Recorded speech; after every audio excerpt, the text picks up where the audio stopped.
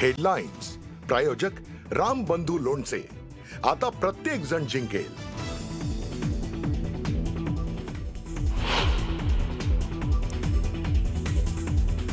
बहुप्रतीक्षित ठाकरे बंधूंची संयुक्त महामुलाखत आज थोड्याच वेळात प्रसिद्ध होणार. पहिल्याच संयुक्त मुलाखतीत ठाकरे बंधू काय बोलणार याकडे सगळ्या आमचं लक्ष.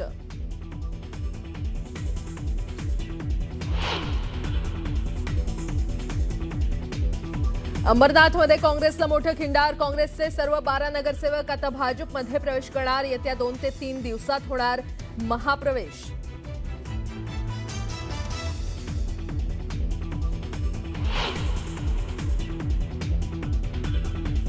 कुणीही ब्रँड म्हणून आमच्या समोर उभं राहिलं तरी आम्ही त्यांचा बँड वाजवल्याशिवाय थांबणार नाही. मुख्यमंत्री फडणवीसांचा नाव न घेता ठाकरे बंधूंना टोला.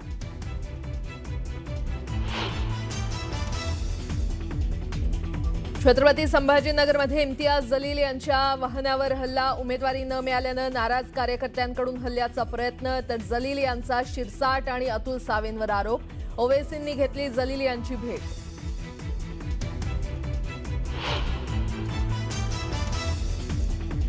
अकोट नगर परिषदेतील आघाडीतून भाजप आणि एमआयएमची माघार. तर स्थानिक आमदार प्रकाश भारसाखळे यांना प्रदेशाध्यक्षांकडून कारणे दाखवा नोटीस.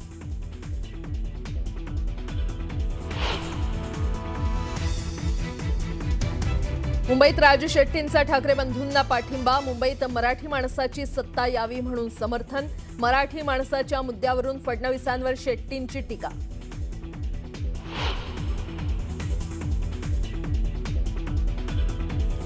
मुंबईतील निवडणूक प्रचारात शिवसेनेचे उमेदवार हाजी सालीन कुरेशींवर चाकू हल्ला. वांद्र्यातील ज्ञानेश्वर नगरमधील धक्कादायक घटना. कुरेशींवर रुग्णालयात उपचार सुरू.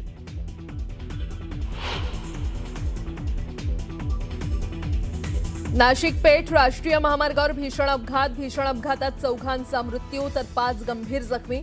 जखमींवर रुग्णालयात उपचार सुरू.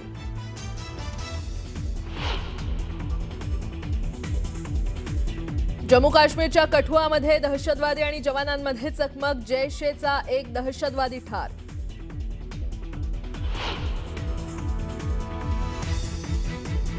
आणि अमेरिकेनं रशियाचा तेल टँकर केला जप्त. नाव बदलून व्हेनेझुएलामधून तेल खरेदी करून जात असल्याचा आरोप. तर रशियानं अमेरिकेवर कायदा तोडल्याचा केला आरोप.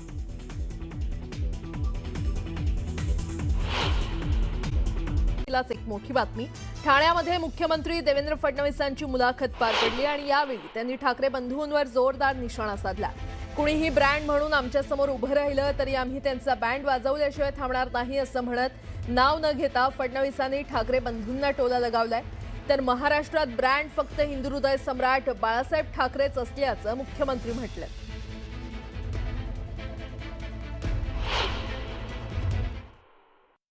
आता सध्या राजकारण ब्रँडचं झालेलं आहे.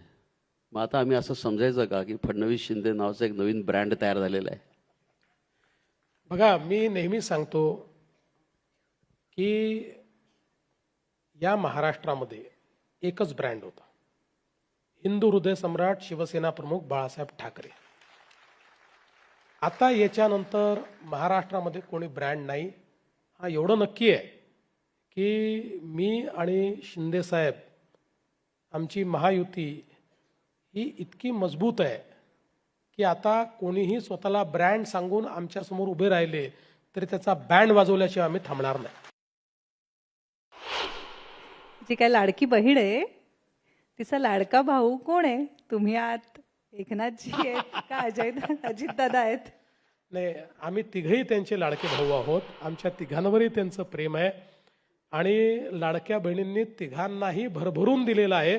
म्हणूनच आम्ही या ठिकाणी सत्तेमध्ये आहोत. हल्ली एआय प्रकरण खूपच गाजलेलं आहे. तर हा खूप असा मज्जेशीर प्रश्न आहे. कोणत्या पक्षातून तुमच्याकडे नेते येत आहेत हे तुम्ही एआयला विचारलेत का कधी? हे काही एआयला आम्ही विचारलेलं नाही, कारण नेत्यांचा इंटेलिजन्स एआय पेक्षा जास्त आहे.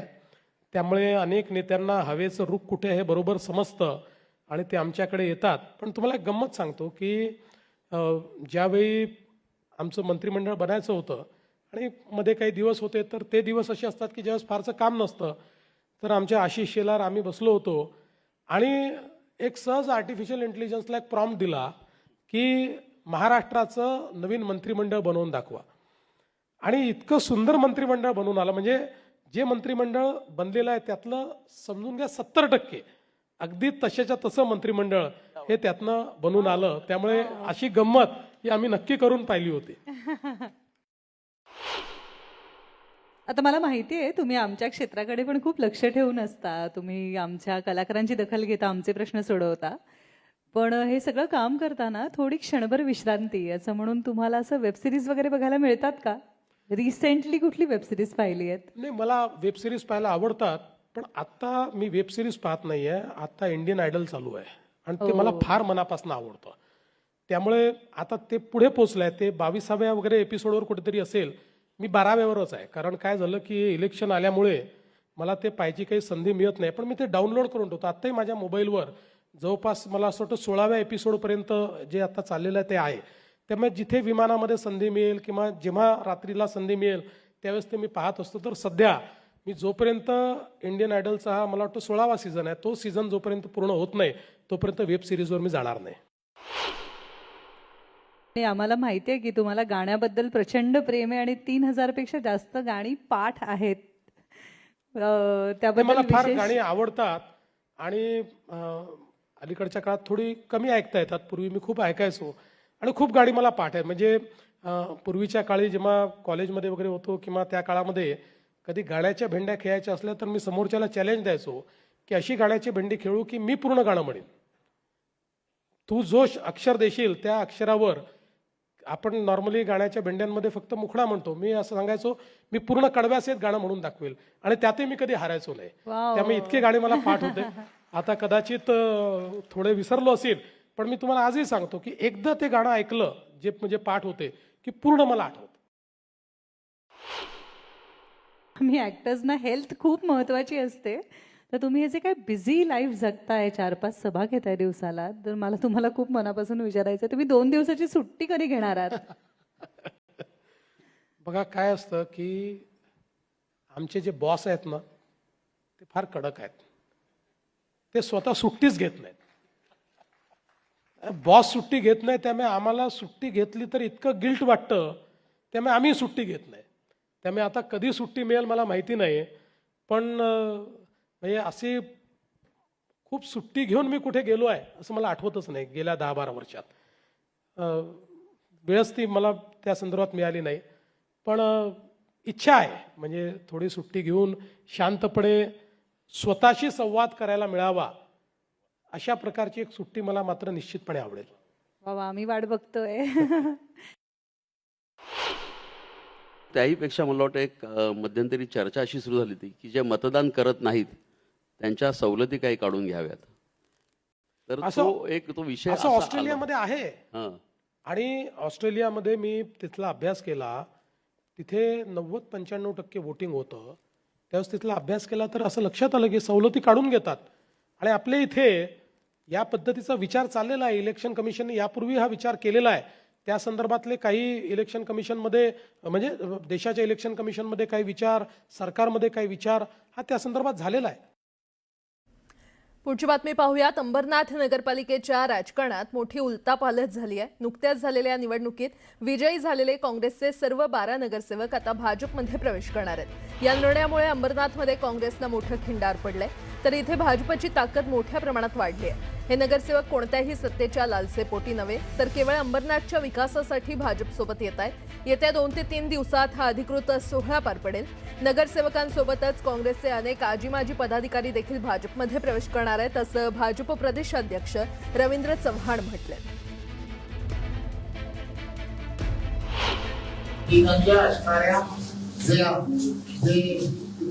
विकास कामं त्यांनी आश्वासन पूर्ण करण्यासाठी आपण हे जरूर आलेले.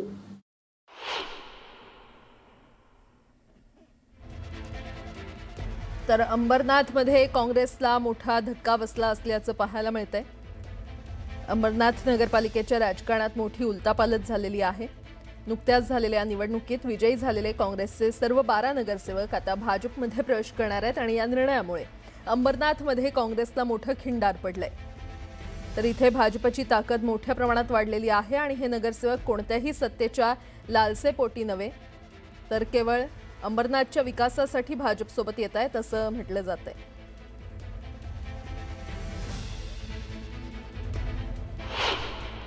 लोकांच्या दलानुसार आम्ही त्यांना विकास आघाडीला पाठिंबा दिला होता, पण आमच्या प्रदेशाध्यक्षांना असं की सपकाळ साहेबांना काहीतरी डिसाईड केलं गेलं आणि त्यांनी आमचं कुठलंही कारणेदार नोटीस न बजावता कोणालाही विश्वासात न घेता फक्त निलंबनाची कारवाई केली आणि पक्षातून पदासहित आम्हाला निलंबित केलं. मग जर आम्ही विकासासाठीच आम्ही विचार शहराचा केलेला आहे, पार्टी लेवल हा होता, पण पार्टीने आम्हाला विश्वासात न घेता आमच्यावर कारवाई केली. कल्याण डोंबिवली महापालिका निवडणुकीसाठी मतदानाला अवघे काही दिवस शिल्लक आहेत आणि अशातच ठाकरेंना मोठा धक्का बसलाय. रामचंद्र माने उर्फ भीमा यांनी खासदार श्रीकांत शिंदे यांच्या उपस्थितीत शिंदेंच्या शिवसेनेमध्ये प्रवेश केलाय. शिवसेना उबाठाचे अधिकृत उमेदवार असताना त्यांनी शिवसेना उमेदवाराला बिनशर्त पाठिंबा जाहीर केलाय आणि त्यामुळे केडीएमसीची निवडणूक एकतर्फी झाली आहे तर उद्धव ठाकरेंना मोठा धक्का बसलाय.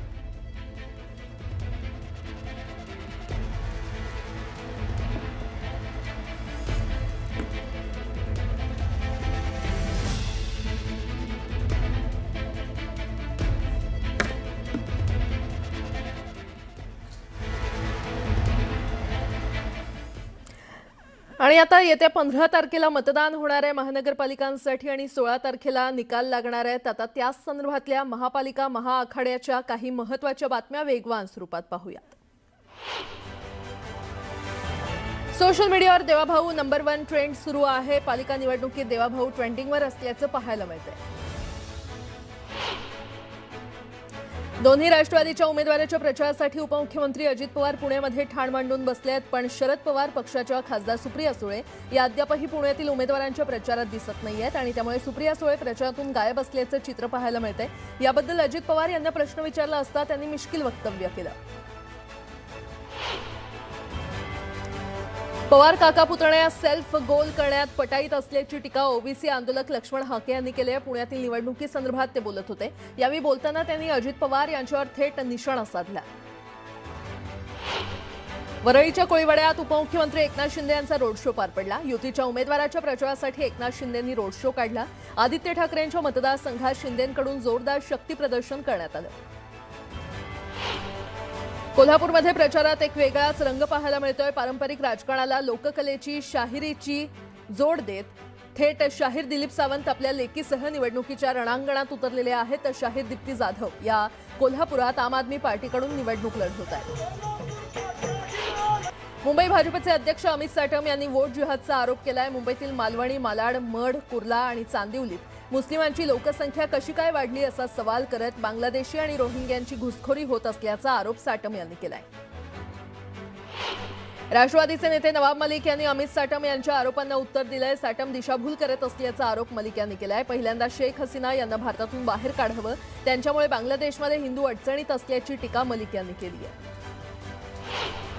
भिवंडीमध्ये महायुतीकडून मुख्यमंत्र्यांच्या उपस्थितीमध्ये विजय संकल्प सभेचं आयोजन करण्यात आलं होतं. अनेक लोकांना वर्षानुवर्ष संधी दिली, मात्र त्यांनी विकास केला नाही अशी टीका मुख्यमंत्री फडणवीसांनी या सभेतून केली. भिवंडीच्या विकासासाठी निधी कमी पडू देणार नाही. जेवढा प्रस्ताव मनपा महापौर पाठवतील तेवढा निधी मंजूर केला जाईल असं आश्वासन यावेळी मुख्यमंत्री फडणवीसांनी दिलं. आंदेकर कुटुंबातील उमेदवारांच्या प्रचारासाठी अजित पवार मैदानात उतरले आहेत. उपमुख्यमंत्री अजित पवारांच्या सभेदरम्यान आंदेकर परिवारातील काही सदस्य मंचावर दिसून आले. नवी मुंबईसाठी मनसे शिवसेना उबाठा पक्षाच्या युतीकडून संयुक्तरित्या जाहीरनामा प्रसिद्ध करण्यात आलाय. या जाहीरनाम्याला कर्तव्यनामा असं नाव देण्यात आलंय. ठाकरे बंधूंच्या संयुक्त मुलाखतीचा पहिला टीझर समोर आलाय. पहिल्यांदाच ठाकरे बंधूंची एकत्र मुलाखत होणार असून भ्रष्टाचाराच्या गोष्टी फडणवीसांनी करूच नये अशा शब्दात राज ठाकरे यांनी फडणवीसांवर हल्लाबोल केला. मुंबई महानगरपालिकेसाठी राष्ट्रवादीनं जाहीरनामा प्रसिद्ध केलाय. सुनील तटकरे, अब्दुल सत्तार आणि रुपाली चाकणकरांच्या उपस्थितीमध्ये हा जाहीरनामा प्रकाशित करण्यात आला. हीच ती वेळ घड्याळाची नावानं जाहीरनामा प्रसिद्ध करण्यात आला. मुंबईचा नियोजन शून्य विकास सुरू असून हा विकास नाही तर विनाशाकडे वाटचाल सुरू असल्याचं उद्धव ठाकरे म्हणाले. न्यूज 18 लोकमतला दिलेल्या एक्सक्लुझिव्ह मुलाखतीमध्ये उद्धव ठाकरेंनी भाजपवर निशाणा साधला.